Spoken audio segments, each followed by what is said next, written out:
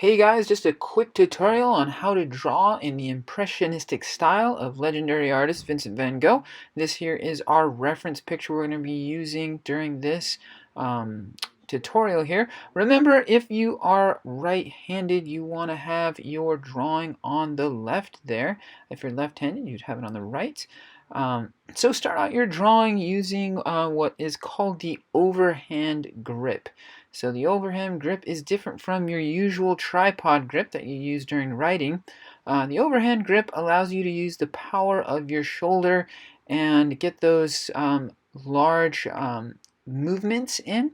Whereas in the tripod grip, you're really limited to those small movements that's done by your wrist and hand. So try doing this overhand grip. I know it is a little bit difficult and it takes some time to get used to, but it really is a worthwhile skill to develop. So I'm starting out this drawing by blocking in lightly the large shapes. I'm not really getting hung up on a lot of detail, and I'm not too worried about whether or not things are perfect at this time. But if you feel like you put something down in the wrong spot, feel free to erase it. So I'm blocking in what appears to be the flowers here in this printout. I've got the first three in. The one I started with right off the bat there was the one that is not overlapped by any other shape. And so that's a good one to start with, because then your other shapes appear to be going underneath it. So you want to find those shapes that look like they're sitting on top completely and get those in first. Now that I've got most of those flowers in place, I'm going back through and starting to get those leaves in and things like that. This circle here represents that flower that's hanging down. There's that stem. So once again, just nice and light using that overhand grip, and that's just going to help you to use your shoulder to get those curved lines in place quickly. Okay.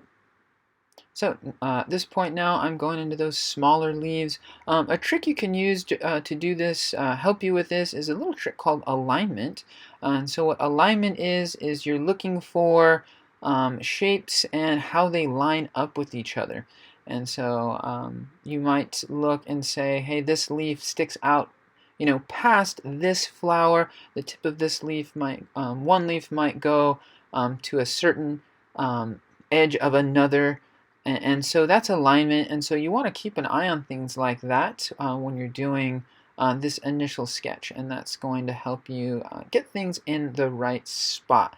Remember, if you feel like something is in the wrong spot, or you drew it too big, or the wrong shape, feel free to erase it and change it. At this point, the lines are light and nothing is permanent.